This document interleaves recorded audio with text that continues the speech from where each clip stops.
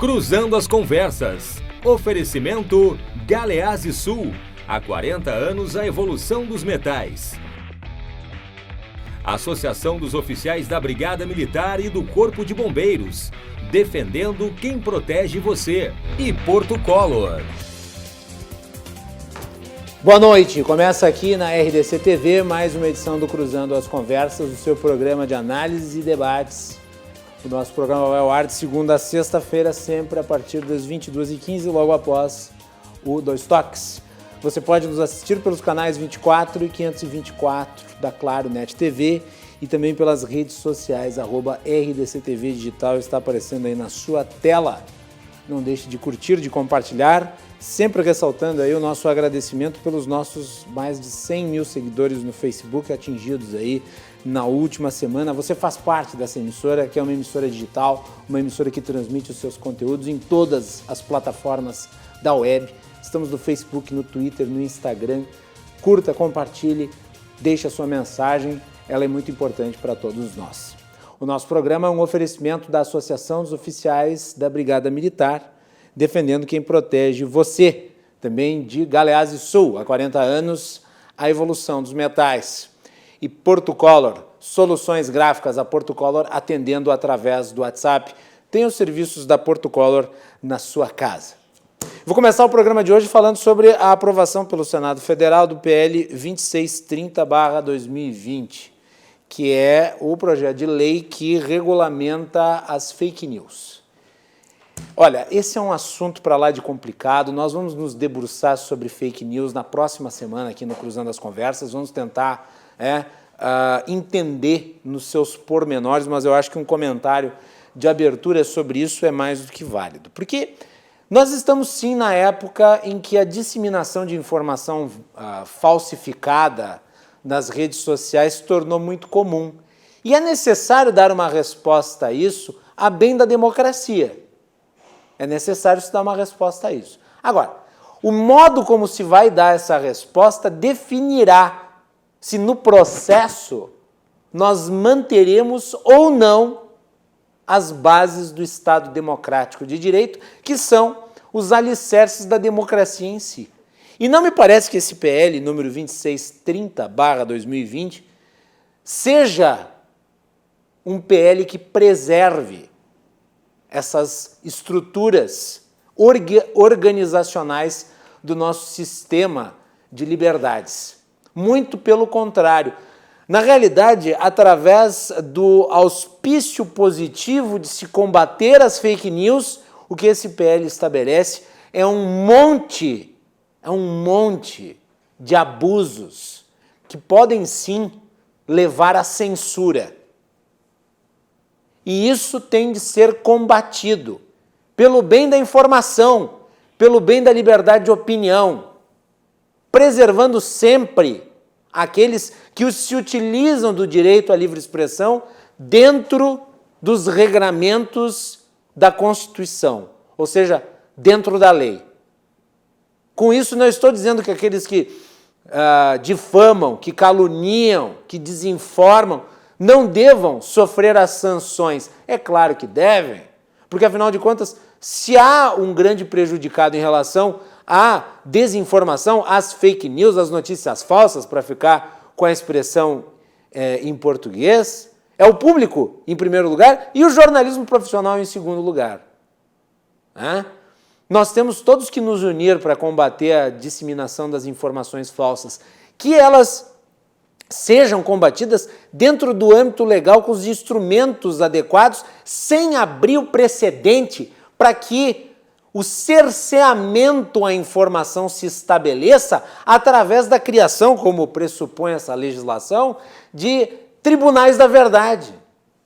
Os tribunais da verdade estão lá no livro 1984, clássico. E eles são relativos à sociedade autoritária.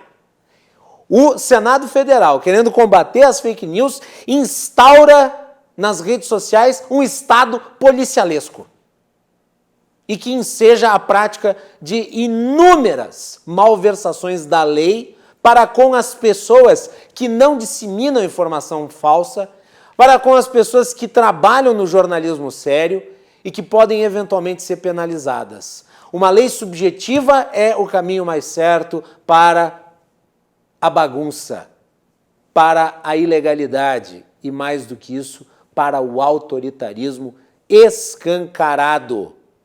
E é isso que nós temos que evitar. Agora o projeto vai para a Câmara Federal. E eu espero que os parlamentares tenham mais apreço pelas liberdades públicas e possam reestabelecer dentro desse projeto os parâmetros adequados para que a gente possa, de fato, combater as fake news sem tirar o direito das pessoas poderem se expressar livremente, que é o que acontece aqui.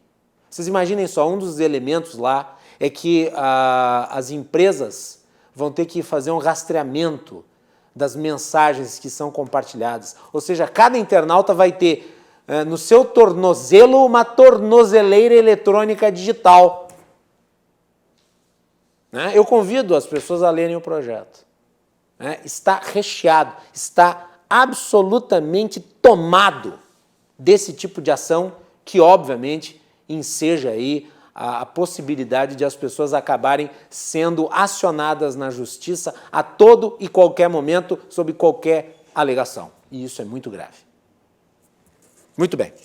No programa de hoje, nós temos aqui nos estúdios da RDC TV dois queridos amigos que eu já fazia muito tempo não encontrava, em virtude de toda essa confusão aí do coronavírus. Agora, com o retorno do nosso programa aos estúdios, eu tenho o prazer de receber o advogado Ayrton Favarin. Ayrton, bem-vindo, prazer recebê-lo. Boa noite, muito obrigado pela mais uma essa oportunidade. É muito bom estar aqui debatendo ainda mais temas tão importantes para a nossa sociedade e para o crescimento do nosso Estado, principalmente, digo Estado em nível nacional.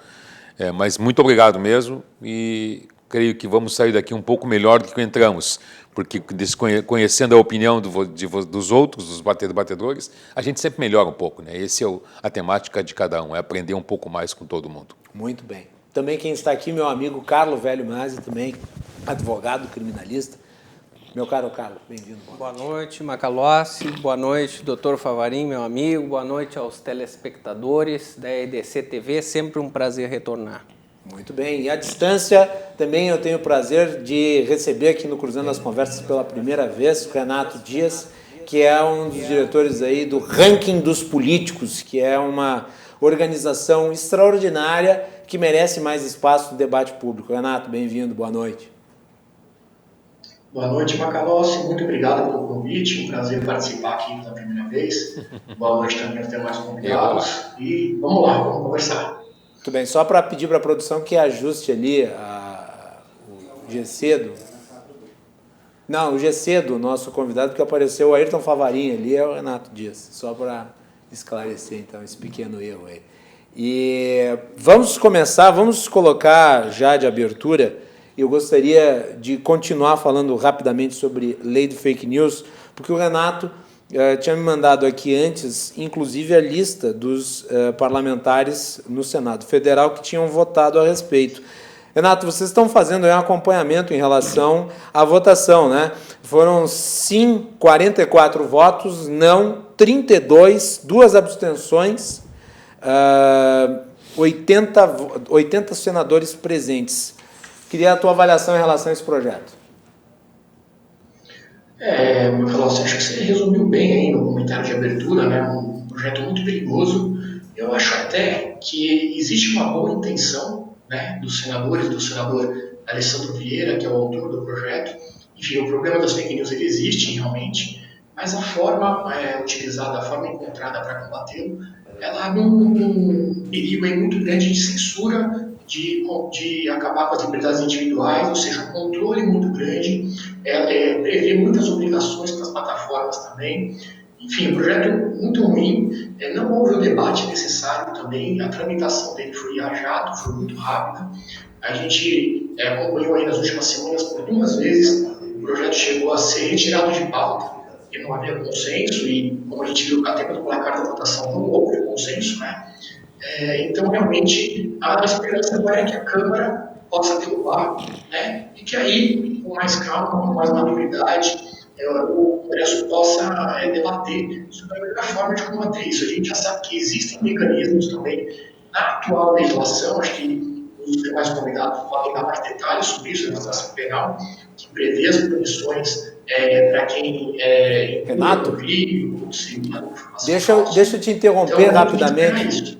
Deixa eu te interromper rapidamente, só por uma questão de ajuste de som. Tu tá com algum retorno aí ligado, algum som do nosso programa aí no seu... Olha, talvez o local que eu esteja aqui, ele está fazendo um pouco de eco. Eu vou trocar de lugar, então. Tá, então vamos fazer o seguinte, enquanto tu troca de lugar, eu vou passar a palavra para os nossos convidados no estúdio, e depois que tu retornar ao lugar onde tu vais falar, aí eu reponho a palavra para ti e tu começa o raciocínio do zero, pode ser? Combinado. Então tá, então Ayrton Favarin. Olha, nós estamos vivendo um momento único, né? Vamos fazer um momento ímpar em nível nacional, porque nós estamos até criando algumas coisas, né? Nós antigamente tínhamos a seguinte condição, né? Nós temos um servidor público. Hoje nós temos alguém se servindo do público.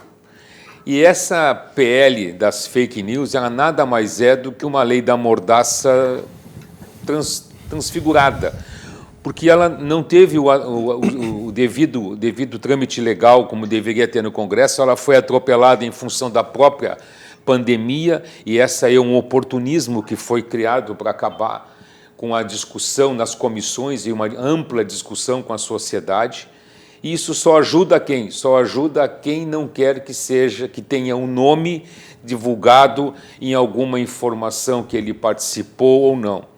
Nós vivemos num momento muito diferente no Brasil, né? E no mundo, né? Nós estamos, hoje, para nós, o racismo está sendo muito mais discutido. Não, o racismo sempre houve. O que acontece? Hoje ele é filmado. Nós sempre tivemos violência contra a mulher, contra a criança e tudo, só que hoje ela é filmada e documentada. Isso é muito bom para a sociedade que consegue fazer isso e consegue buscar a punibilidade do autor. Agora, esse projeto das fake news, ele só vai beneficiar aquele que não quer que sua informação, que sua estrutura de acompanhamento das coisas seja trazida para a população como um todo. Quanto mais escondido, melhor vai ficar. Carlos Velho Márcio. Eu penso que este debate sobre esse projeto de lei aqui, ele vem num momento em que nós estamos vendo um aumento de crimes praticados através dos meios eletrônicos, né? Há, sem dúvida, um desenvolvimento de crimes cibernéticos nos últimos tempos que ganhou grande impulsionamento com a questão da pandemia do coronavírus, que tem uma lacuna legislativa para diversas condutas que se tornaram passíveis de intervenção do Estado, e falo mais propriamente do direito penal, através da criminalização de certas condutas. Nós temos vindo num crescente desde lá falando historicamente, nós tivemos a lei Carolina Dickmann, né? Lei Carolina Dickmann, lá em 2012, que trouxe uma previsão de criminalização da invasão dos dispositivos informáticos. Nós viemos num marco civil da internet em 2014 e nós estamos avançando na regulamentação do uso da internet e desses meios eletrônicos. Então, esta lei aqui, Lei Brasileira de Liberdade, Responsabilidade e Transparência na Internet, ela acaba criando determinadas obrigações e restrições no meio virtual que nós temos que ver sobre a ótica constitucional das liberdades, da liberdade de expressão, principalmente, até que ponto o Estado pode efetivamente restringir a manifestação dos indivíduos nas redes sociais. É certo que nós temos que ter determinados limites, e aí vem o direito penal para estabelecer esses limites. Agora, há uma determinada esfera em que o cidadão deve poder se manifestar, sob pena de nós avançarmos num totalitarismo, numa invasão do Estado sobre o indivíduo de tal forma que as liberdades ficam realmente muito restritas. Então, eu vejo com uma certa preocupação um projeto de lei em que não há um debate amplo, público, né, para se estabelecer melhores diretrizes quanto a essa transparência que se exige da internet, né, e se estabelecendo determinadas obrigações que, na realidade, podem até ser violadoras da nossa Constituição. Então, é preciso que se debata melhor essa questão. Muito bem, vamos ver se o Renato Dias já está numa posição melhor para poder falar conosco sem eco. Renato, você ajeitou aí?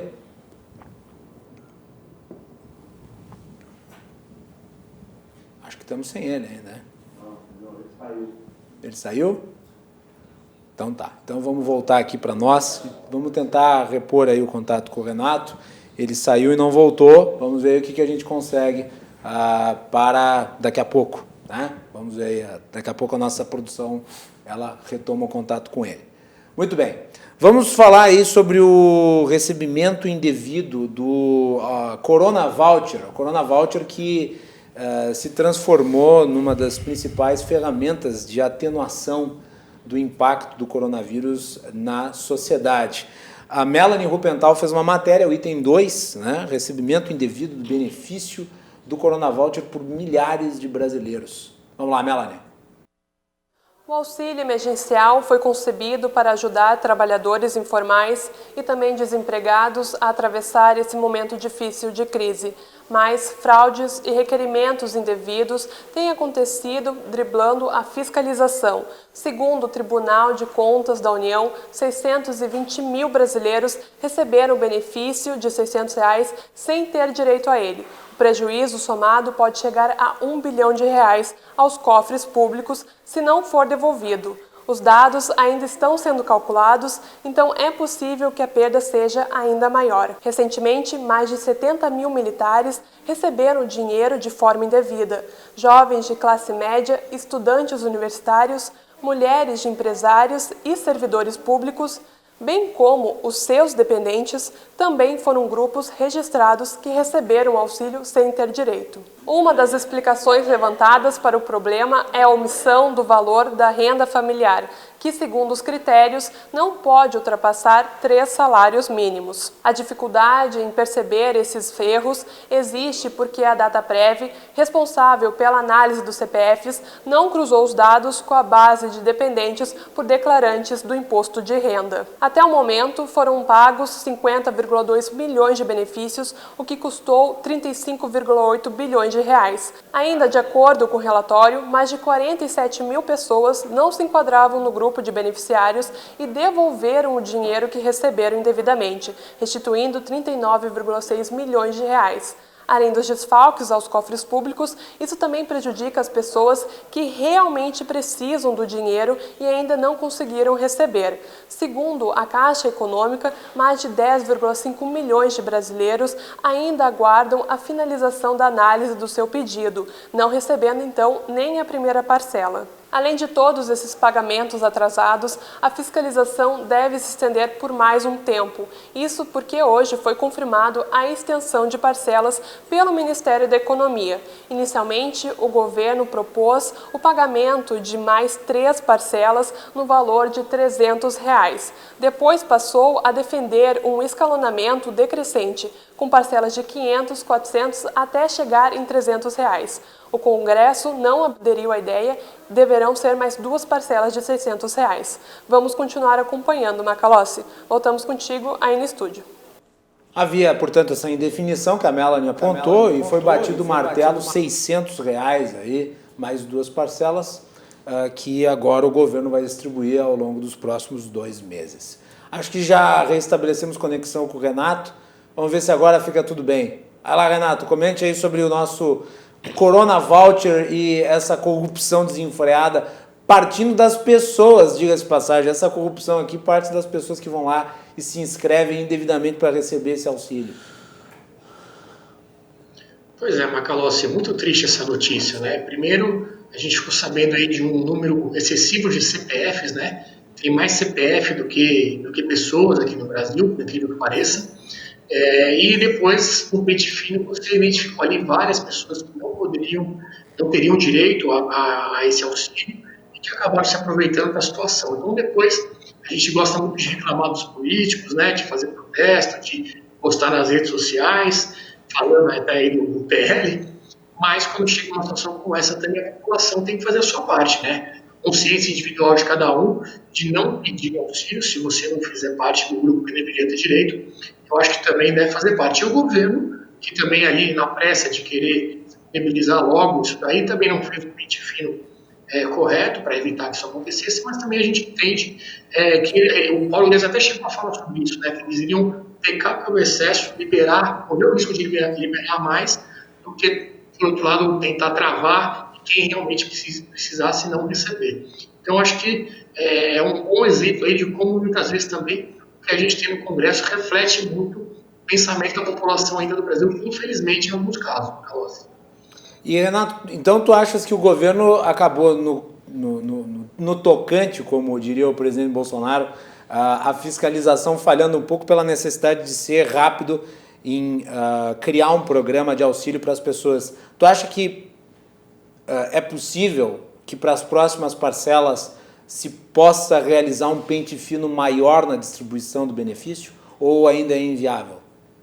Porque esse dinheiro que está sendo distribuído dificilmente vai ser devolvido, a não ser talvez por meio de ações judiciais. Eu vi na matéria do Fantástico desse final de semana, apenas alguns devolveram o valor relativo a 39 milhões de reais, o que no conjunto da obra é absolutamente pequeno, né? Só em abril foram distribuídos 35 bilhões relativos ao auxílio emergencial. Pois é, até militares, né, recebendo esse auxílio. Então a gente espera que o controle seja feito de uma maneira, né, nesses próximos 2 meses. A própria notícia, né, de que muitas pessoas receberam devido à amostra, eles conseguiram identificar. E também fico apelo para que as pessoas que não estão dentro desse sistema juros ao auxílio não façam isso, não vão atrás, não queiram fazer essa fraude, porque, enfim, é um auxílio para quem realmente precisa, para aqueles que são os invisíveis, né? São quase 40 milhões de pessoas que também o governo teve que ir atrás, então havia essa dificuldade, mas é uma pena mesmo a gente acompanhar essas notícias de tanta fraude para receber um auxílio que, no momento como esse, deveria ir para quem realmente está precisando numa situação muito complicada que a gente está vivendo. Carlos Velho Márcio. A questão da corrupção não só afetando agentes políticos, nós temos que ver pelo lado cultural, né? E quando ela se irradia pela população, que passa a ter uma percepção de que certas práticas teriam uma legitimidade, porque acabam não tendo uma contraprestação por parte do governo e vem ali uma oportunidade de se beneficiar. Então, aí se nota assim, como a questão cultural da corrupção ela está como uma chaga na nossa sociedade, né? Na sociedade brasileira principalmente, trazendo mais para a nossa realidade, porque nós aqui não temos essa cultura do coletivo, né? E esse é um problema muito sério da sociedade brasileira, né? Que talvez ainda precise ser muito melhor trabalhado em termos até educacionais, né? Nós temos que formar uma cultura de respeito ao bem comum, de respeito à coletividade, né? E isso parece que ainda estamos longe de conseguir efetivamente desenvolver, e até, claro que os agentes políticos, como mensageiros, vamos dizer, dos anseios sociais, eles têm uma obrigação em termos de exemplo para a população. Então, quando nós não encontramos exemplos nos nossos políticos, como outrora já se encontrou, se fala de grandes políticos do passado, especialmente que moldaram aqui as feições gaúchas, de pessoas acima de qualquer questionamento de índole moral. Hoje em dia isso se perdeu, né? Se perdeu e nós estamos carentes de valores. Eu acho que é um problema de valores que vem se materializando nessas condutas de diversas pessoas, né? Onde se esquece que se trata aqui de um auxílio emergencial, ou seja, que é uma coisa, é algo direcionado para tratar de uma situação excepcional que se destina a aquelas pessoas mais necessitadas da nossa sociedade, que não encontram outro recurso a não ser nesta ajuda do governo. E as pessoas que não entendem isso acabam, de certa forma, legitimando práticas verdadeiramente criminosas que encontram previsão no nosso Código Penal, mas, na verdade, não há uma comunicação disso social, né? Uma comunicação de que esses fatos não são aceitáveis. Nós temos que passar essa mensagem de que tais condutas não são aceitáveis. E isso, aqui vem um papel ao direito penal. Vem o papel da criminalização dessas condutas, né, que nós vamos enxergar em diversos crimes. Né? Sim. Cara, o sujeito que não se enquadra nas regras do programa está praticando Sim. um crime ao pegar esse dinheiro. Sim. Nós temos a previsão no Código Penal. As pessoas que foram lá e meteram a mão no dinheiro dos pobres, e é assim que tem que se tratar a coisa, porque é dinheiro dos pobres, né? O cara que foi lá, que é de classe média, média alta, o cara que é rico, foi lá e meteu a mão no dinheiro dos pobres, ele está cometendo um crime. Ele achou que ele ia pegar 600 pila porque o governo estava distribuindo e o nome dele ia ficar em off. Essa é a impressão que eu tenho.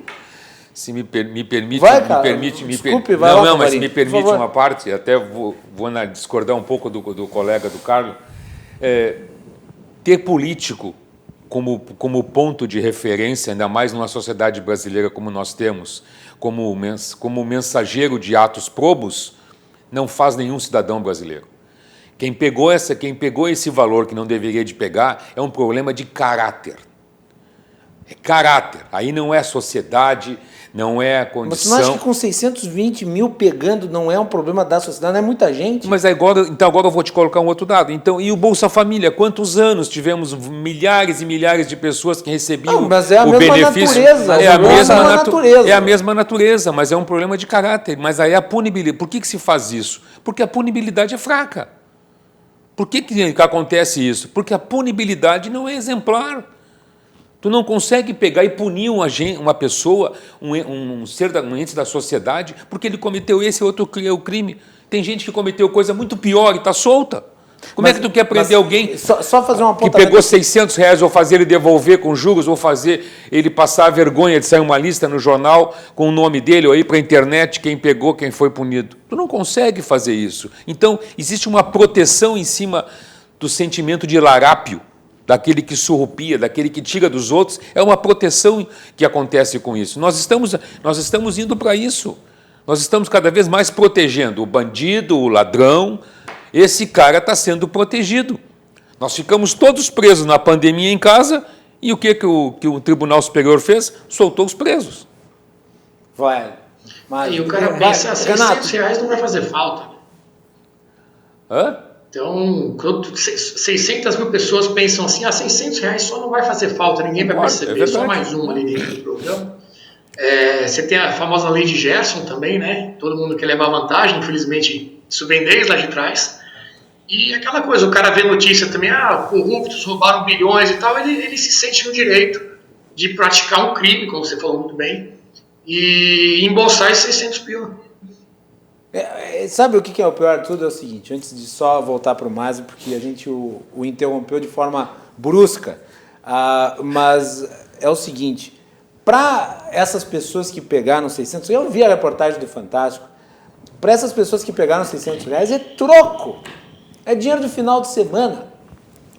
Né? A mulher até lá na reportagem ela chegou a fazer troça do valor. Vou trocar a minha moto, uma coisa do tipo. Então, para essas pessoas é pouco. Agora, para a pessoa que teve a sua renda reduzida a zero, que tem que sustentar a família, que que tem que botar comida em cima da mesa, é um volume considerável de recursos que faz a diferença para a sobrevivência, Renato. Essa é a falta de moralidade de quem se apropria desse recurso. Porque se apropria de um recurso que é extraordinário. Na verdade, esse dinheiro não existe. Esse dinheiro está sendo basicamente imprimido pelo governo. Está se contratando uma dívida gigantesca para se possibilitar o mínimo às pessoas. E ainda assim o sujeito vai lá e pega o dinheiro que não é dele. Mas, para completar. Com certeza, nós temos que ver que quem pratica condutas ilícitas deve ser adequadamente sancionado dentro da legislação penal, que aí eu peço licença para discordar do meu amigo Favarin, é uma legislação extremamente punitivista. Nós temos crime para tudo no Brasil. Tudo praticamente é crime. Agora, claro, aí nós vamos discutir a efetividade da legislação penal ou não. Quando, na verdade, nós temos até uma grande discussão envolvendo o próprio titular da ação penal, que é o Ministério Público, onde nós não conseguimos nem definir quem serão as pessoas que vão chefiar adequadamente essa instituição tão importante para a República. E aí nós nos vemos assim com uma hiperinflação de crimes no Brasil, sem a possibilidade de tutelar todos esses delitos, de efetivamente perseguir esses crimes, porque o legislador cria leis e depois não consegue efetivá-las na prática.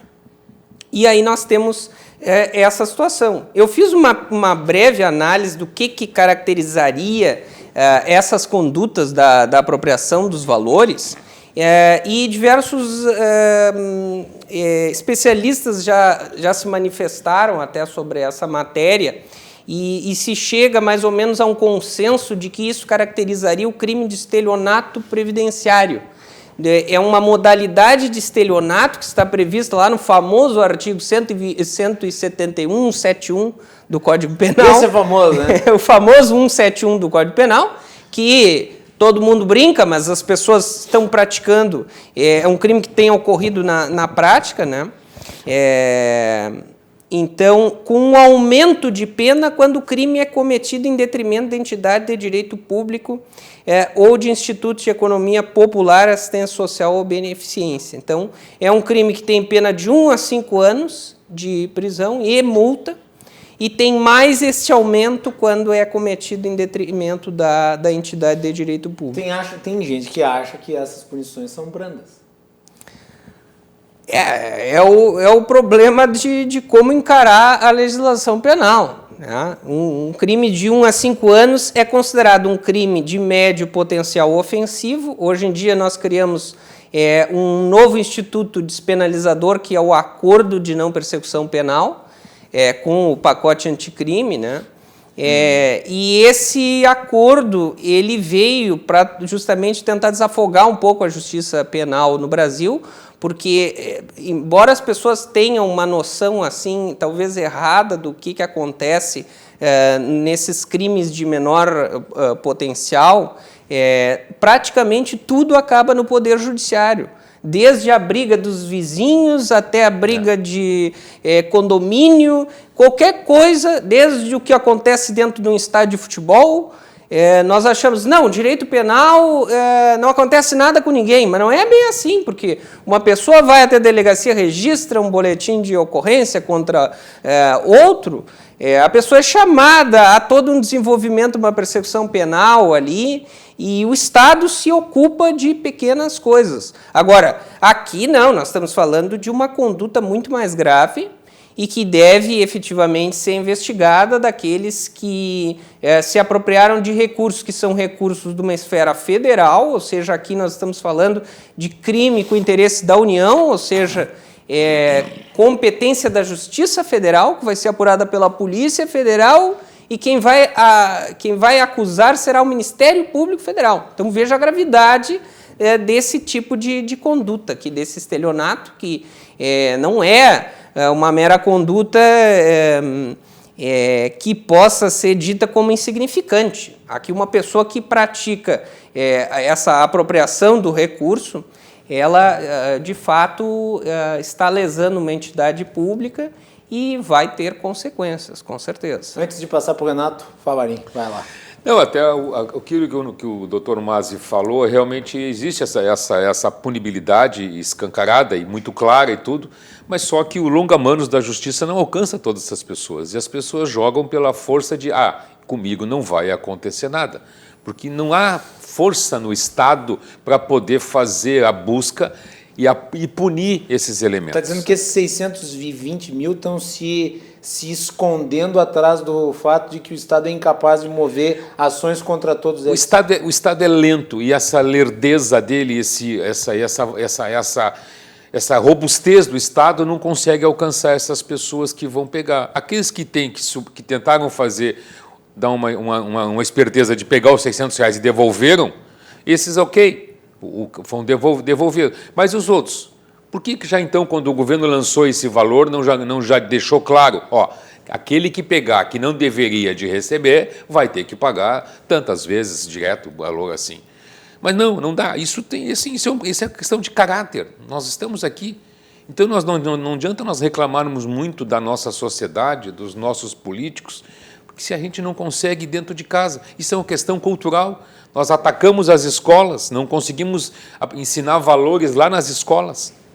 E quando não conseguimos ensinar valores... começa pela educação.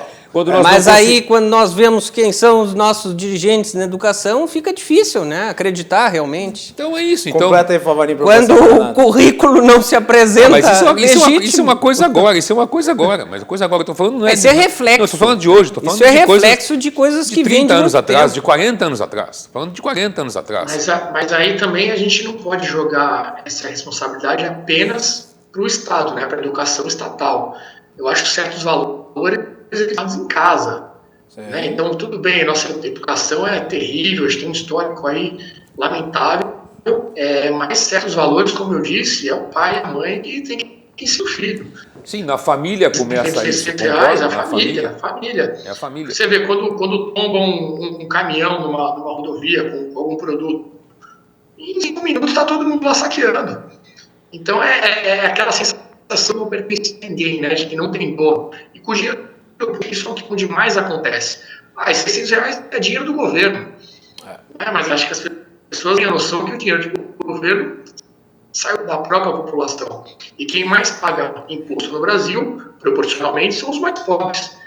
Então, você pegou o dinheiro aí de quem suou muito para pagar aquele imposto e que deveria ser destinado para quem mais precisa.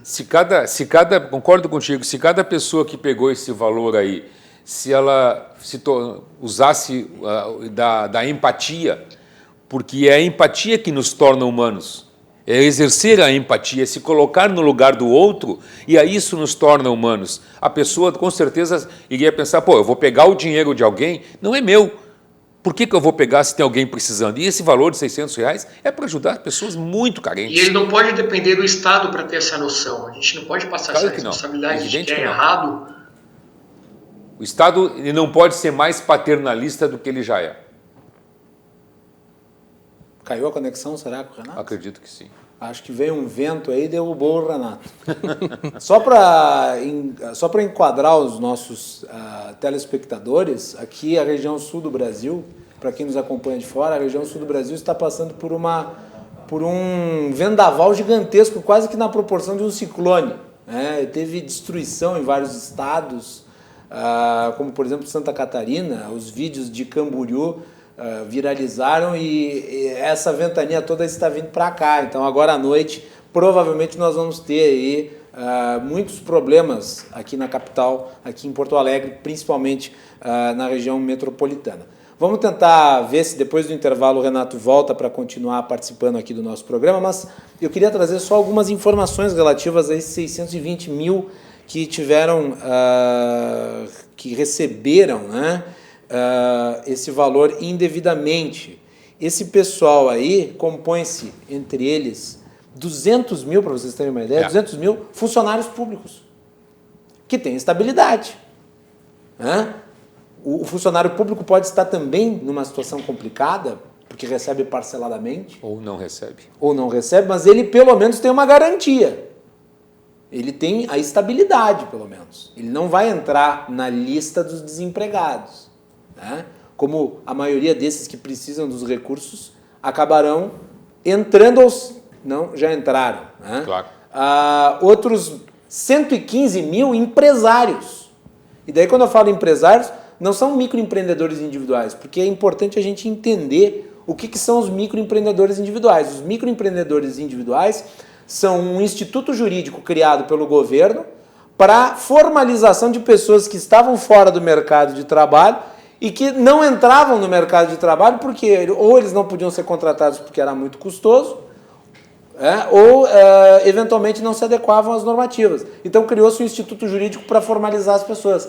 Mas eles não são empresários.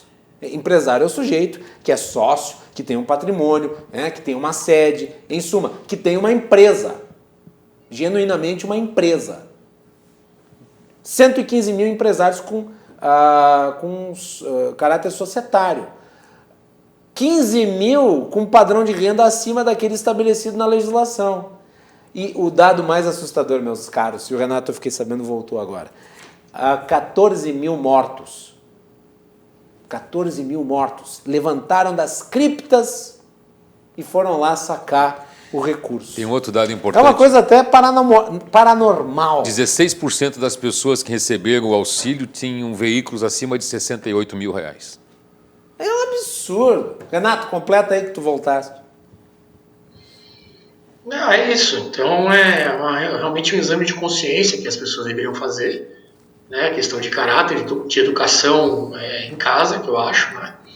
De certos valores que você não pode abrir mão, nem num momento como esse, né? Ainda mais quem não precisa. Então acho que vocês falaram tudo aí nesse comentário final também. Mas só para completar a roda e depois nós vamos para o intervalo. Isso que estava sendo abordado aqui, a filosofia chama de alteridade também. É a qualidade do que é o distinto. Eu tenho que entender o outro como diferente de mim e perceber as necessidades do outro, né? Enquanto nós não entendermos que o outro é também um humano, como nós somos, ver no outro as necessidades que ele tem de acordo com as circunstâncias dele, aí nós não poderemos entender o que um benefício como esse representa para uma determinada pessoa e que para outra não vai ter nenhum sentido. Então, assim, realmente é essa condição de conseguir se colocar na posição do outro que faz com que uma conduta como essa se torne tão grave num momento que demanda uma consciência coletiva. Isso. Acho que é isso. Tu completar? Eu completar? É isso. Eu não queria lhe interromper. Muito bem. Nós vamos fazer um intervalo e nós voltamos na sequência. Nós vamos continuar falando sobre corrupção em época de pandemia. Tem denúncias aí envolvendo governadores, superfaturamento, falar do trabalho legislativo, o ranking dos políticos aí, do qual o Renato participa, tem feito um trabalho extraordinário nessa área. Nós vamos tentar aqui compreender como é que ele funciona. Então, tudo isso na volta do Cruzando as Conversas, mas antes do intervalo, eu quero só fazer aqui um alerta, dando vazão ao que foi publicado pela Defesa Civil de Porto Alegre. A Defesa Civil de Porto Alegre alerta, né, de que, seguindo os prognósticos meteorológicos e o comunicado emitido pela Defesa Civil Estadual, alerta para possíveis ocorrências de rajadas de vento entre 70 e 100 km por hora durante a noite de hoje, no dia 30 de junho de 2020 e a madrugada desta quarta-feira, dia 1º de julho de 2020.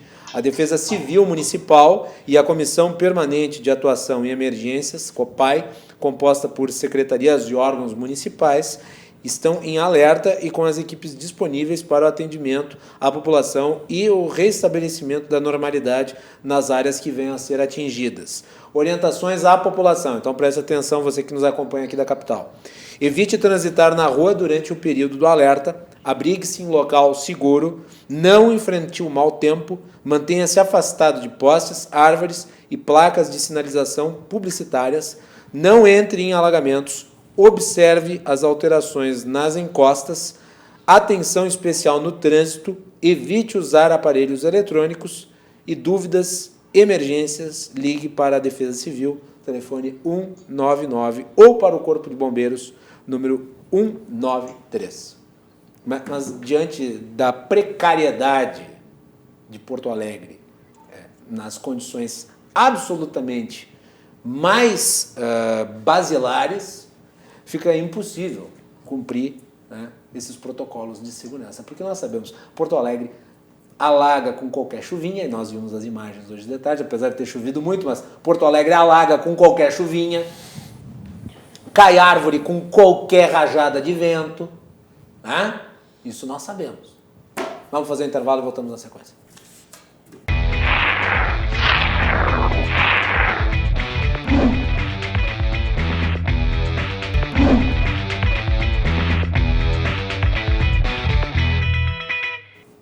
De volta aqui com o Cruzando as Conversas, nessa noite de terça-feira na RDC TV. Você nos acompanha pelos canais 24 e 524 da Claro Net TV e pelas redes sociais, @RDC TV Digital, em todas as plataformas. Também pode nos acompanhar pelo site www.rdctv.com.br. A RDC TV, a plataforma digital da RDC TV no Facebook, ultrapassou a marca de 100 mil seguidores, agradecemos a todos e continuamos crescendo com o seu apoio. O nosso programa é um oferecimento da Associação dos Oficiais da Brigada Militar, defendendo quem protege você. Galeazzi Sul, há 40 anos, a evolução dos metais. E Porto Color, soluções gráficas. A Porto Color, atendendo através do WhatsApp, tem os serviços da Porto Color na sua casa. Eu quero mandar aqui um abraço para dois queridos amigos, Thiago Moisés, advogado, e também para o Rodrigo Luzardo. Rodrigo Luzardo, que mandou aqui uma mensagem dizendo que o pior de tudo é ver que teve pessoas que pediram auxílio emergencial sem ter a necessidade do devido auxílio e fazendo manifestações anticorrupção. Obviamente, analisando apenas as informações mostradas pela mídia, o que não significa que possamos fazer um juízo de valor, porque não sabemos a veracidade das informações. Mas eu acho que nós podemos fazer um juízo de valor, Luzardo, geral sobre a questão, né? Porque, afinal de contas, o sujeito... a matriz é de caráter individual aqui, né? Porque, no fim das contas, é você que tem que fazer o controle sobre o que você faz de certo e o que você faz de errado, né? Então, quando você vai lá na frente do computador e você coloca o seu nome, você sabe se você precisa ou se você não precisa. É isso. Muito bem. O Renato Dias, que está aqui conosco, ele é um dos integrantes de uma das organizações que eu mais acompanho e que eu mais gosto do trabalho realizado, que é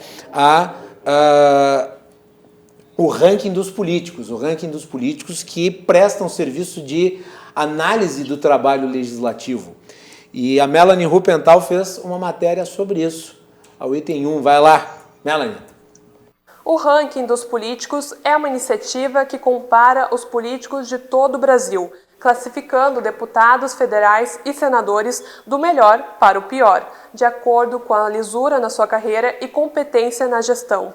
O objetivo é fazer um panorama desses profissionais e auxiliar também a fiscalização do eleitor, o combate à corrupção e a melhor forma de gerência do mandato público. Vamos acompanhar agora quais são os critérios levantados e considerados para fazer essa classificação. Aos políticos são atribuídos pontos. A contagem é definida com dados obtidos sobre gastos, frequência, fidelidade partidária e processos judiciais, isso considerando informações oficiais.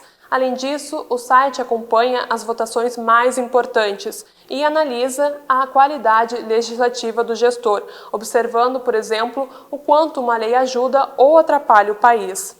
Em um panorama geral, atualmente, o melhor político avaliado é Gilson Marques Vieira, deputado federal de Santa Catarina. Considerando esses critérios trazidos, o deputado alcança uma marca de 180 pontos. Já no quadro geral, o que está na pior colocação é o senador Assir Marcos, que está com menos de 1.000 pontos. Além disso, internautas podem avaliar e comentar sobre a gestão de cada político. A avaliação pode ser feita tanto no âmbito geral quanto por estados. Aqui no Rio Grande do Sul, por exemplo, quem ocupa a melhor colocação é o deputado federal Marcel Van Hatten, do Partido Novo, com 160 pontos. E na pior classificação está o deputado federal Pompeu de Matos, com menos de 135 pontos. O ranking dos políticos visa, então, o combate ao privilégio e à corrupção e trazer mais informações para que o eleitor vote de forma mais consciente e seja um fiscal mais ativo na gestão pública. Essa iniciativa se mantém pelo financiamento dos fundadores, além de receber doações de voluntários de pessoas físicas, para que assim se mantenha a sua independência. Voltamos contigo aí no estúdio Macalossi. Renato, por que o senador lá do PDT tem menos 1.000 pontos? Está aparecendo o déficit das contas públicas brasileiras. Alguns podem, pela posição de alguns dos parlamentares, acusar o ranking dos políticos de ser partidário. Note aí que os 2 parlamentares em boas posições são do Novo, os 2 parlamentares em péssimas posições são do PDT. Eu queria que tu falasse um pouco sobre isso. Vamos lá. Primeiro, parabéns aí pela reportagem, ficou realmente bem bacana. Geralmente, quando o político tem uma pontuação tão ruim assim, Macalossi, é porque ou ele tem algum processo judicial, ou ele está realmente muito mal em algum desses outros critérios. Ele gasta demais da cota parlamentar, ou então ele falta muito, ou ele vota muito mal nas principais votações do Congresso, que acaba sendo aí o critério que mais conta para você ser classificado no ranking. Em relação a ser partidário ou não, eu costumo responder o seguinte: o ranking, nós temos posição, né? Nós nos posicionamos em relação às principais votações. Então, existe um conselho, que é o Conselho de Avaliação de Leis, que vai avaliar se aquela votação é importante, se ela é positiva ou não para o país. Então, por exemplo, estamos falando hoje aqui bastante sobre o PL das fake news, que foi votado hoje no Senado. O Conselho já avaliou essa lei, considera uma lei negativa, uma lei ruim. Quem votou a favor desse PL vai perder ponto no ranking. Quem votou contra ganha ponto no ranking. E aí, o ranking é automático, ele é matemático. Ele não vê qual é o partido do político. Se você votou a favor, você vai ganhar o ponto automaticamente. Tem até uma votação que eu gosto de citar, que mostra bem essa isenção, melhor dizendo, do ranking, que é o seguinte: no ano passado a gente teve a votação do fundão eleitoral, né? 2 bilhões de reais para fazer campanha, foi aprovado, e aí a gente deu ponto para quem votou contra o fundão e tirou ponto de quem votou a favor. Entre os partidos que votaram contra, a gente teve 100% dos deputados do Partido Novo e também 100% dos deputados do PSOL. A bancada toda do PSOL votou contra. Então, tanto o Novo quanto o PSOL ganhou ponto no ranking. Enquanto que o PT, 100% da bancada, mais de 50 deputados, votaram a favor. Aí todo mundo perdeu ponto. Então, nós somos isentos. A gente não avalia quem vota, mas sim como vota. E aí, juntando todos esses critérios, você tem a classificação final do ranking. Muito bem. Então, para deixar claro, é isento no sentido de não ser partidário, mas não é isento no sentido de não ter uma posição em relação ao que é votado e, com base nessas votações, estabelece critérios de pontuação. É isso? Só para ficar claro. É isso. Nós temos 3 pilares, né, para fazer essa avaliação. É o anticorrupção, antiprivilégios e antidesperdício. Então, esse é o norte que os nossos conselheiros levam em conta na hora de fazer uma avaliação, né? E aí, enfim, existe até a possibilidade dentro do site, uma ferramenta que se chama Meu Ranking. Aí você faz um login no site, você pode se tornar esse conselheiro. Você vai lá e define: olha, essa votação aqui eu acho que tinha que ser a favor, essa aqui contra. Você pode mudar tudo se você quiser, né? Ou só uma outra que você não concorde, aperta um botão e o ranking é recalculado de acordo com o seu critério daquilo que você acha que é o correto nas votações. Carlos Velho Masi, qual que é a tua avaliação desse tipo de iniciativa? Eu acho que tem um certo subjetivismo nisso, né? Eu acho que deveria ser um pouco melhor, talvez, os critérios um pouco mais definidos, assim, sobretudo porque nós estamos num momento em que as pessoas se baseiam muito em informações e que a gente não sabe muito bem a credibilidade, né? Principalmente vemos essa questão das fake news aí. Então, é muito difícil para o cidadão avaliar até que ponto uma informação é correta ou não, sem fontes fidedignas. Por isso que nós recorremos, assim, às questões científicas, né? Aos critérios que podem ser cientificamente demonstrados. E daí porque a importância de se dar uma maior atenção. Quando lida com política é difícil ser científico. Pois é preciso estabelecer política, determinados critérios. Não é uma coisa científica, né? A política, ela é... Não, existe uma ciência sobre a política. A ciência política. A ciência política é uma ciência e tem os seus objetos de estudo e tem os seus métodos. Dizer o seguinte... Não é um mero achismo, nós não podemos viver num mundo de achismo. Nós estamos, afinal, Exatamente. Todas as informações que estão no site, elas são de fontes oficiais. Então, tudo é obtido diretamente do site da Câmara e do Senado. Você consegue auditar toda a pontuação que um político recebe. Aí você pode concordar ou não. Aí a questão da subjetividade é em relação à avaliação dessas votações. Por exemplo, hoje a gente vai tirar pontos de quem votou a favor do projeto das fake news. Ah, mas eu não concordo. Eu acho que é importante, que tinha que passar esse projeto. Como eu disse, a gente até dá a ferramenta para você ir lá e customizar de acordo com a sua votação. Agora, as informações sobre os gastos, os processos judiciais, as votações e as presenças, todas essas informações vêm dos órgãos oficiais, né? A gente indica o caminho da fonte oficial e, como eu disse, a questão da avaliação e da votação, a pessoa pode fazer a sua própria análise e até a gente dá a ferramenta para ela mudar o ranking, caso ela não concorde com alguma coisa. Carlos, quer completar? Eu acredito que é preciso, o que eu falo de método científico é algo que a pessoa possa reconstruir, né? Essa é a legitimidade que existe neste método, é a pessoa poder reconstruir o caminho até o dado objetivo inicial. Então, se é possível reconstruir isso, verificar a lisura de todo o processo, bom, aí me parece que há uma possibilidade daquilo estar mais próximo da verdade. Assim, cara, assim. O que eu vou dizer? Eu acho que é importante nós termos sempre as pessoas na sociedade se organizando para fiscalizar os políticos e estabelecer um critério analítico em relação ao trabalho que eles desenvolvem. E como a sociedade é livre, assim como algumas pessoas desenvolveram o ranking dos políticos, estabelecendo determinados critérios que eventualmente premiam em termos de pontuação os políticos que têm uma determinada linha, é lícito que outros grupos se organizem para criar outros tipos de averiguação do trabalho legislativo que se orientem sobre outros pontos de vista, desde que, obviamente, preservados esses elementos que tu traz aqui, que é a aferição dos fatos, porque não existe opinião sem fato, né? Você precisa dos fatos. Exatamente. Portanto, se a pessoa não está cumprindo com as suas obrigações, se ela está gastando excessivamente verba parlamentar, se ela está sofrendo processos na justiça, ou mais, eu diria até mais grave, porque sofrer processos todos podem sofrer, isso não significa, isso não implica que ela necessariamente será condenada. Mas se a pessoa tem condenação na justiça, e isso está sendo informado, eu acho que é uma ferramenta de esclarecimento do público absolutamente lícita. E o site também, Macalossi, ele acaba servindo até como um portal de informações, você disse muito bem. Você pode até ignorar a questão do ranking, das colocações dos políticos, mas lá você encontra todas as principais votações, como é que cada um votou, você vê quem está gastando mais, quem não está gastando, quem é que falta, quem é que tem processo. Então, essas informações, como eu disse, elas são públicas, mas elas estão espalhadas, né? É difícil você encontrar isso rapidamente. O próprio site da Câmara e do Senado não é fácil de navegar. Está tudo meio escondido, a gente não sabe se é de propósito ou não. Então, no site do Ranking dos Políticos, você encontra isso de uma forma organizada e bem fácil para você consultar. Favarim.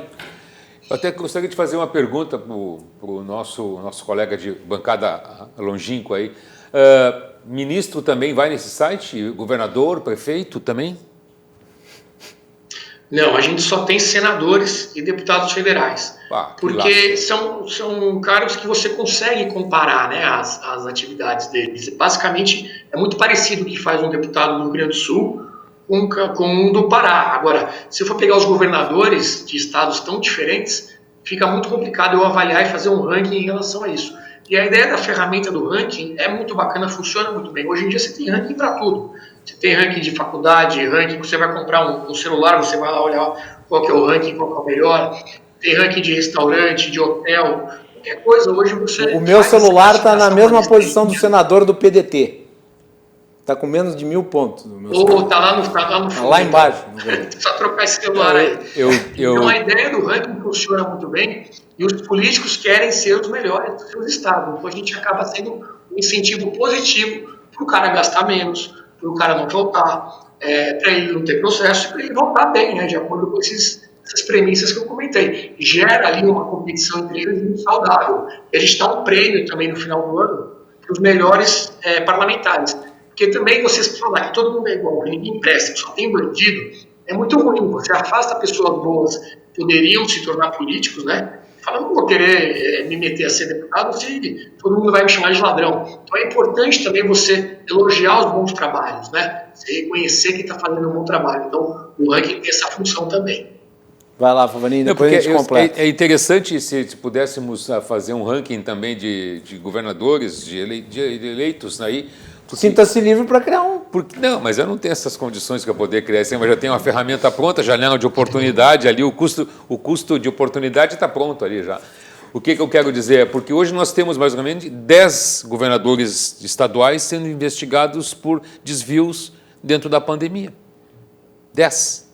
E hoje saiu uma nota dos governadores que mandaram uma correspondência, uma comunicação ao nosso ministro interino da Saúde, o general Pazuello, pedindo para ele que o governo federal compre agora todos os respiradores e materiais que têm que ser distribuídos para as prefeituras e para os governos dos estados. Ou seja, é o medo de eles comprarem coisas muito caras. Então, o governo federal tem melhores condições de negociar, vamos chamar assim, né?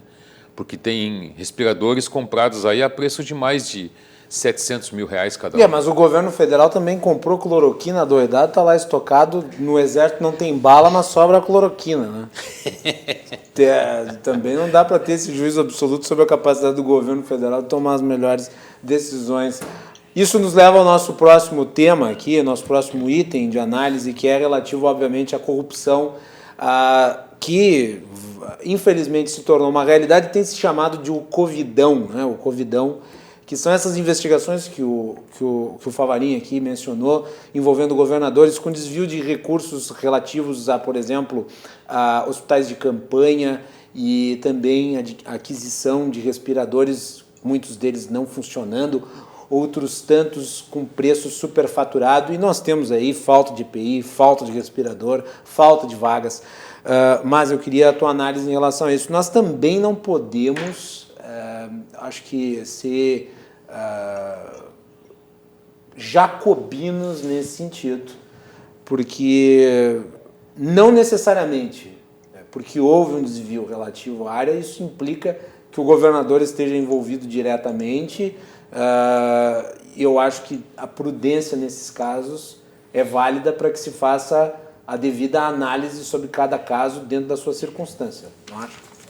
Nesses casos nós... Ainda mais quando parece que há no país um clima assim policialesco de informações sendo jogadas de maneira a perseguir determinadas figuras públicas que poderiam ser consideradas inimigas políticas. Não sei, é o que me parece. Em termos jurídicos, Macalossi, isso coloca uma discussão que se tem nos tribunais hoje no Brasil, que é a chamada responsabilidade penal objetiva, quer dizer, a responsabilidade sem análise da culpa do sujeito.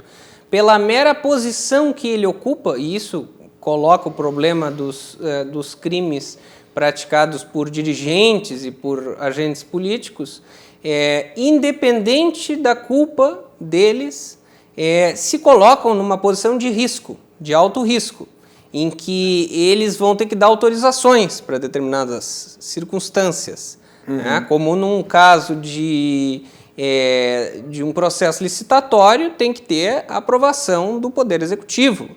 E isso implica uma pessoa assinar, implica um prefeito assinar, um governador assinar. E essa pessoa se coloca dentro de uma cadeia que muitas vezes pode estar no âmbito de uma organização criminosa.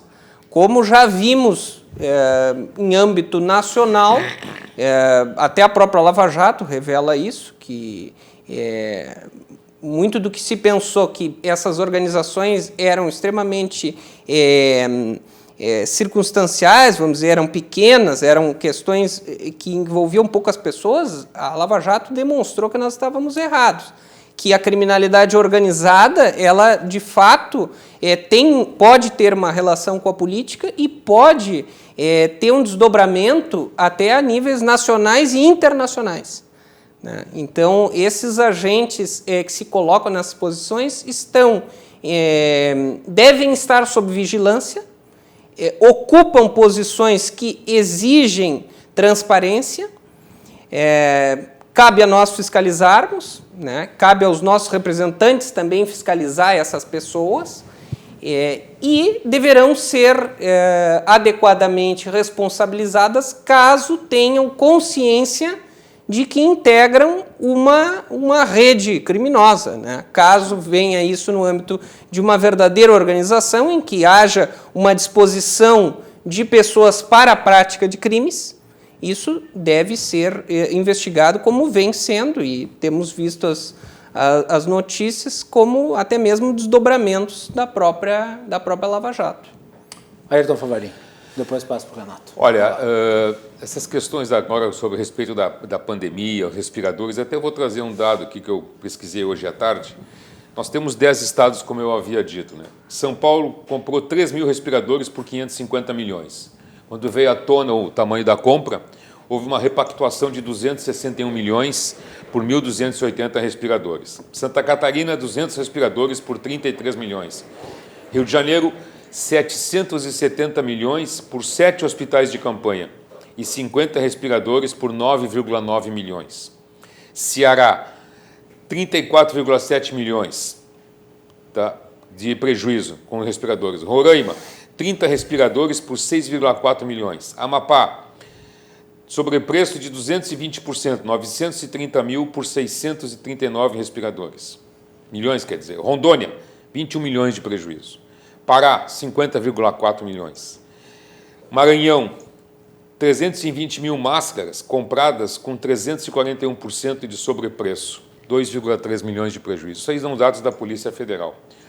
E aí, nesses estados, aconteceu que todos eles foram tirando os seus secretários de saúde. Santa Catarina perdeu, Rio de Janeiro perdeu 2 vezes, Roraima perdeu uma, Santa Catarina perdeu o segundo depois, e o Pará também teve um secretário de saúde que foi afastado, que foi pego com 770 mil reais em casa. Esse secretário de saúde era egresso de onde? Do Rio Grande do Sul, Hospital Conceição. Então, assim, ó, a falcatrua, o oportunismo das pessoas que se colocam na posição de gestores da coisa pública, ela está arraigada. E o que tem que se fazer é buscar com que o Estado tenha a maneira de providenciar isso, de maneira que as pessoas não venham a ser enganadas por esse tipo de político. Porque senão nós vamos acabar aonde com esse Estado? Nós vamos acabar onde com essa população? Nós vamos acabar onde com a saúde? Em lugar nenhum. Porque cada vez que aparece uma situação em que as pessoas deveriam de se colocar para ajudar os outros, para ajudar a sociedade, para ajudar o eleitor, para ajudar aquele que precisa, há uma maneira de buscar dinheiro. Nós estávamos com o caso de Manaus, que morria de 120 a 130 pessoas por dia em Manaus. O Ministério da Saúde baixou lá, nós temos notícias de mortes por isso aí. Claro que as pessoas estão morrendo, infelizmente, isso aí. Tem alguma coisa. Mas o que está acontecendo é um oportunismo dos gestores públicos em poder se locupletar da máquina pública para seu próprio bem. Isso tinha que ser ter maior punibilidade. Nosso colega, o Carlos, aí disse que a punibilidade existe, mas ela não é efetivada. Ela tinha que ser muito pior. Ela tinha que ser dura, muito mais dura do que é. Porque a gente sabe que no Brasil algumas leis são tipo vacina. Umas pegam e outras não pegam. A punibilidade não é exemplar. Então, isso que eu acredito que nós deveríamos de lutar como população para fazer isso. Carlos, quer fazer um apontamento só, antes de eu passar para o Renato? Eu acredito, assim, tenho por compreensão que essas pessoas que se colocam nessa posição de gestores, elas têm uma atividade de alto risco e que devem tomar um cuidado redobrado nas suas atividades. Então, isso também tem que ser visto por parte dos órgãos de persecução, de verificar até que ponto aquela pessoa tomou todas as precauções ou não dentro do seu âmbito de atuação. Renato, me parece que uma sociedade onde nós temos 620 mil pessoas, né, que pegam o dinheiro dos pobres para fazer galhofa, acaba ajudando a produzir uma elite política que atua dessa forma. E ainda mais no momento de pandemia, onde certos meios fiscalizatórios que já existem dentro dos institutos jurídicos, como, por exemplo, a lei de licitação, acabam sendo dispensados, facilita esse trabalho de apropriação indébita de recursos públicos. Não lhe parece? Sem dúvida, Macalossi. Aí aparecem muitos oportunistas, né? A questão aí da emergência, de você passar por cima aí de certas burocracias que existem para garantir a lisura desse processo. E também a politização que envolve toda essa questão do Covid aqui no Brasil, infelizmente, também acaba atrapalhando isso, né? Agora, esse é um exemplo de também uma função do poder legislativo, né? A gente, às vezes, acaba focando muito na questão de criação de leis, de discussões ali sobre atividade dentro do plenário, mas a fiscalização do poder executivo cabe ao legislativo, tá? Entre as funções principais deles. Então, nesse caso, seriam os deputados estaduais que têm a obrigação de fazer essa fiscalização, abrir CPI, se for o caso. A gente está vendo o caso do Witzel no Rio de Janeiro, sofrendo aí um processo de impeachment, inclusive. Então, mais uma vez, mostrando a importância do Poder Legislativo, nesse caso, de fiscalização, num momento como esse aí de covidão. Muito bem. Senhores, olha, eu gostaria de agradecer muito a participação dos três aqui na edição de hoje do nosso programa. Sempre muito oportuno que vocês estejam aqui conosco. O Renato pela primeira vez, mas vai voltar a outras à distância. Com essa ferramenta tecnológica, tivemos alguns problemas no início, mas depois conseguimos manter muito bem, ainda mais com ventania generalizada aqui no sul do país. Mas agradecê-los aí por terem nos prestigiado com a sua presença aqui no estúdio. Já estava com saudades de encontrar o Carlo e também o Favarin aqui nos nossos estúdios. Carlo, obrigado. Muito obrigado, Macalossi, agradeço telespectadores também. Eu acho que temos que debater esses temas, né? São temas que dizem respeito à coletividade, são temas de suma importância, de relevância que as pessoas tenham informação sobre as consequências jurídicas dos seus atos e que os nossos dirigentes tenham responsabilidade, tenham transparência nas suas ações e vamos fiscalizar. Muito bem. Favarin, obrigado. Seria muito interessante, seria o melhor dos mundos, né, que se cada político soubesse e tivesse bem claro que nós não estamos no mesmo barco. Alguns nem barco têm, alguns estão só com um coletezinho salva-vida ali, olhe lá, nós estamos sob a mesma tempestade e ela afeta as pessoas de maneira diferente. As pessoas com mais necessidade recebem muito mais o rigor dessa tempestade e os outros que podem se defender. Então, se pudéssemos pedir, e pedindo mesmo, porque pela força da lei não vai se conseguir, que olhassem para essas pessoas e fizessem alguma coisa nesse sentido, de ajudar a população a passar por esse momento. O essencial não é ter emprego, o emprego é essencial. Todo mundo tem que estar numa situação de trabalho produtivo para se sentir valorizado, para não entrar numa crise pessoal, para não sofrer mais ainda. Muito bem. Renato, muito obrigado por ter participado, parabéns aí pelo trabalho junto ao ranking. Eu que agradeço, Macalossi. Queria passar o endereço do site, né? Claro, ranking. Com certeza. É o políticos, no plural, sem acento, políticos.org.br.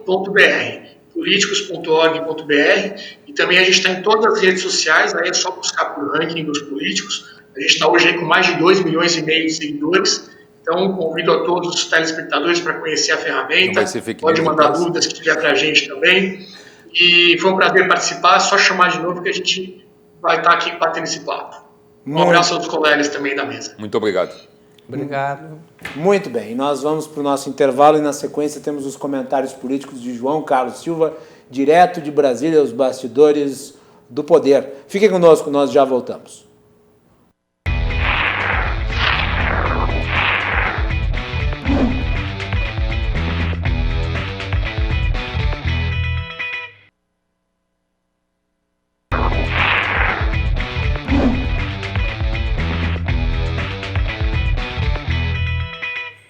Último bloco do Cruzando as Conversas de hoje. O nosso programa vai ao ar sempre a partir das 22h15. Você nos acompanha nas redes sociais e também pelos nossos canais 24 e 524 da Claro Net TV. @RDCTV Digital, RDCTV Digital em todas as plataformas. Não deixe de nos assistir, de comentar, de compartilhar.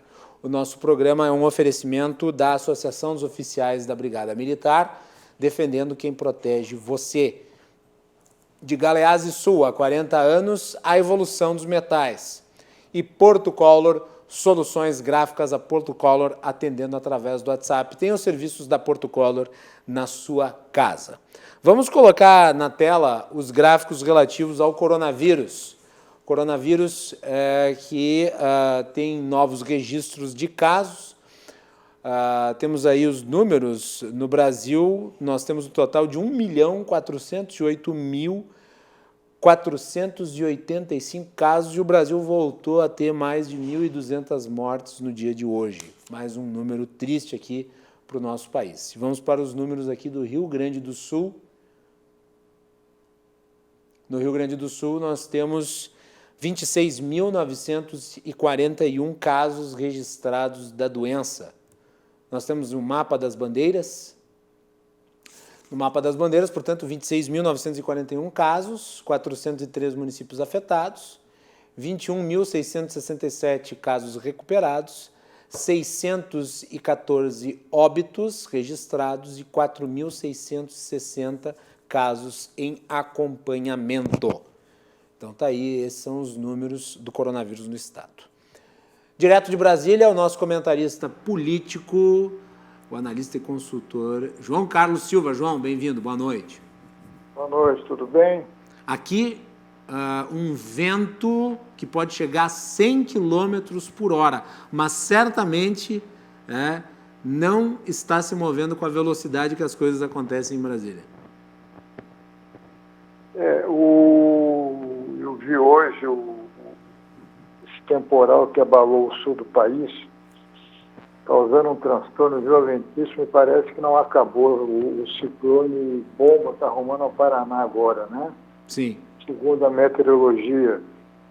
Aí você, veja só, você tem, vamos lá, Covid, dengue, zika, ciclone bomba, gafanhoto, poeira, advogado que não é advogado, ministro que não é doutor nem mestre, cachorro que não é da primeira-dama. Você dorme com barulho desses. Mas nem o cachorro, João. Olha, eu estava dizendo, eu acho que enterraram uma sapa grávida no Palácio do Planalto, que é brincadeira, até o cachorro não pode, alguma coisa está errada. E, olha, me desculpe, mas batizar o nome do cachorro com o nome de ser humano, para mim é uma cafonice dos diabos. Viu? Não, veja só... Não vou botar o nome de, sei lá, Rex, Todd. Se você analisar, se você pegar se fizer um contexto geral, o governo tem acertado algumas coisas, mas, de repente, é muita coisa negativa que acontece. Essa questão do ministro que não foi ministro, que não chegou a ser, é uma Será coisa... que João, a pergunta que fica é... muito primária. O Decotelli vai colocar no currículo que ele foi ministro da Educação? Não, mas veja só, eu acho... Eu concordo com uma coisa. A gestão dele foi melhor do que o Weintraub. Com certeza. 5 dias ele conseguiu realizar mais do que o seu antecessor, com certeza. Com certeza. Agora, veja só, ele surgiu do nada. Ninguém conhecia. Não estou dizendo que ele não tenha preparo, ele tem preparo. O nome dele surgiu aos 45 do segundo tempo da prorrogação. Os militares o indicaram, abençoaram o nome dele, o presidente nomeou. Mas é muita coisa, foram coisas sucessivas em tão pouco tempo que foram se descobrindo que ele não era nada daquilo. Quer dizer, ele é, na verdade é o seguinte, ele é a verdadeira fake news em pessoa. Sim, porque ele não é doutor, ele não é pós-doutor, ele não dava aula na FGV, ele não tinha nem o cargo que ele falava que ocupava no Exército, ele tinha, porque era de uma patente inferior. E ele não tinha necessidade nenhuma, né, de colocar o seu currículo, as nomenclaturas profissionais, né? Porque, na verdade, se ele usasse apenas o conhecimento que ele tinha, o próprio currículo dele, ele talvez estaria como ministro. Não tinha necessidade de colocar uma série de coisas que acabou caindo por terra, né? João, o Thomas Conte, que foi o responsável por trazer informação relativa ao suposto plágio na tese do Decotelli, e que foi alvo também de uma polêmica, que se enquadra aí no contexto da sua saída do Ministério da Educação, ele escreveu agora há pouco no Twitter o seguinte, eu gostaria do teu comentário. Apoio a queda imediata de figurantes que fraudaram títulos acadêmicos. Na Alemanha caiu ministra da Defesa em 2011. Não se exige título de pós para cargo político. Aceitar um representante que fraudou ataca a credibilidade do ensino e pesquisa. Óbvio, e daí ele menciona os outros dois ministros do governo que tiveram problemas semelhantes. O Ricardo Salles e a Damares Alves. Eu acho que por uma questão de isonomia, o Salles e a Damares também deviam pedir as contas? Nesse caso da ministra Damares e do ministro Ricardo, você tem que ver que eles são ministros que têm um apoio político e o apoio interno do governo. Eles são ministros que propõem resultados, muito embora criticados, né? Principalmente o Ricardo Salles do Meio Ambiente.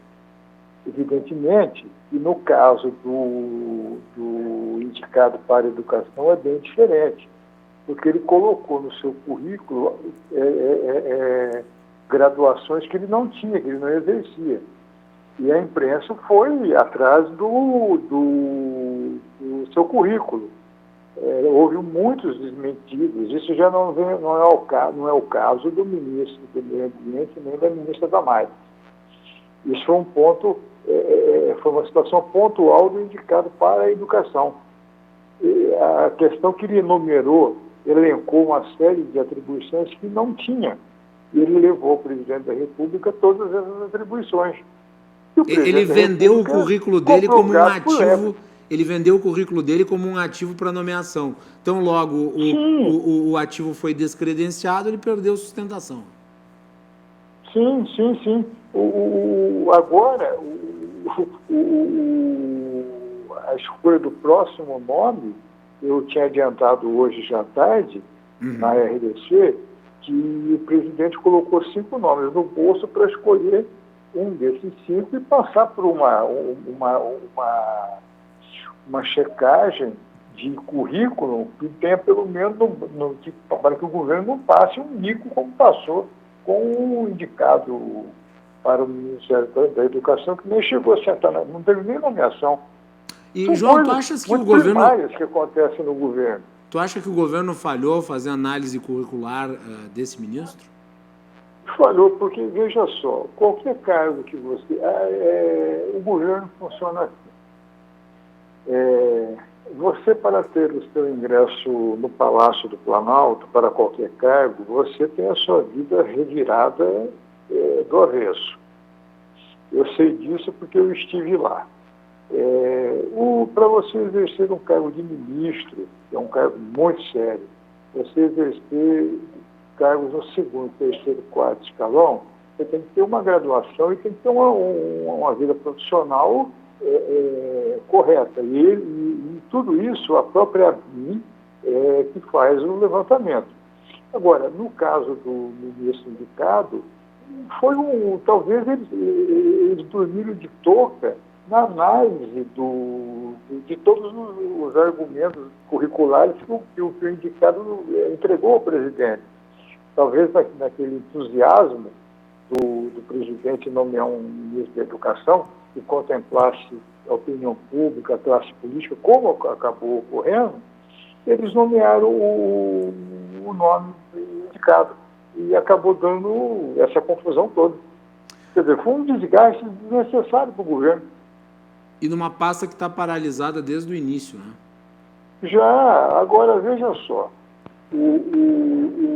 a educação, você, com essa pandemia, essa questão de aulas suspensas, o ministro que for assumir vai ter uma série de responsabilidades, principalmente com o Congresso Nacional, principalmente o presidente da Câmara dos Deputados, Rodrigo Maia, que está cobrando uma política educacional para o país mais abrangente e com mais musculatura.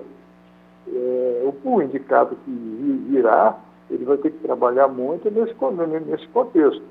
O presidente, quando assina o auxílio emergencial hoje, ganha pontos com a população e erra na educação, é um problema sério. E agora a expectativa aqui é quem será o próximo ministro, se ele vai passar por algum perrengue ou não, se ele terá o nome aprovado sem nenhum tipo de problema, porque todo mundo agora vai fiscalizar o currículo do indicado, o próximo indicado. Você pode ter certeza disso. Muito bem. João, só mais um aspecto nessa nossa conversa. Veja só, o Marcelo de Moraes, que é editor do BR Político, ele acabou de postar um tweet que denota como está havendo problema nas nomeações do governo, né? Ele escreveu o seguinte: o governo vai criando uma classe de ministros e secretários com passagem meteórica. Nelson Teich ficou 1 mês na saúde. A Regina Duarte durou 2 meses e pouco na cultura. O Carlos Wizard passou 5 dias como futuro secretário na saúde. E o Carlos Decotelli nem na posse foi. Sim, são meteoros que passam e as pessoas não se lembram mais, porque foram escolhas desnecessárias, escolhas negativas, que causaram situações desagradáveis no governo junto ao Congresso Nacional. Por quê? Vamos lá. Opinião pública é opinião pública. O governo tem que trabalhar a sua comunicação para deixar a opinião pública satisfeita com o que o governo faz, realiza. Só que do outro lado da rua você tem um Congresso Nacional. O Congresso Nacional está se aliando com o governo, conversando, fazendo tratativas, votações de projetos, mas eles estão cobrando muito empenho do governo nos seus ministérios, a escolha de ministros. Isso aí vem causando um problema para o governo muito sério, porque se o presidente Bolsonaro não colocar o pé no chão e começar a se articular com o Congresso, colocando nomes de expressão nos cargos e contemplando o Congresso, os deputados e senadores, ele com certeza vai ter problemas. Porque veja só, hoje mesmo, numa conversa reservada, o presidente da Câmara, Rodrigo Maia, insistiu que setores do governo devem ser preenchidos por indicações do Congresso. O Congresso está começando a cobrar o seu espaço. E o presidente não terá como não atender o que o Congresso quer. Até porque o presidente já tem muitos problemas internos e externos para resolver, e ele não pode ficar sem o apoio do Congresso. É um risco muito grande. Com certeza, ainda mais num momento turbulento como esse, onde o presidente se vê enfraquecido, envolvido o seu filho aí, no caso Queiroz, como está, né? João, muito obrigado aí pela sua participação hoje. Voltamos amanhã aqui no Cruzando as Conversas para continuar atualizando as informações aí a partir de Brasília. Fica o meu abraço ao amigo. Um abraço para todos vocês. Boa noite. Isso aí, João Carlos Silva, direto de Brasília, aqui no Cruzando as Conversas. Você também acompanha as colunas do João Carlos Silva nas nossas redes sociais, @RDCTV Digital, em todas as plataformas. Nós voltamos amanhã, a partir das 22h15, trazendo para vocês sempre os assuntos do momento na nossa bancada e os nossos convidados. Uma boa noite e até mais.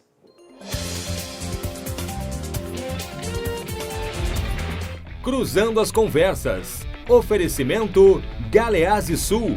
Há 40 anos a evolução dos metais. Associação dos Oficiais da Brigada Militar e do Corpo de Bombeiros. Defendendo quem protege você. E Porto Color.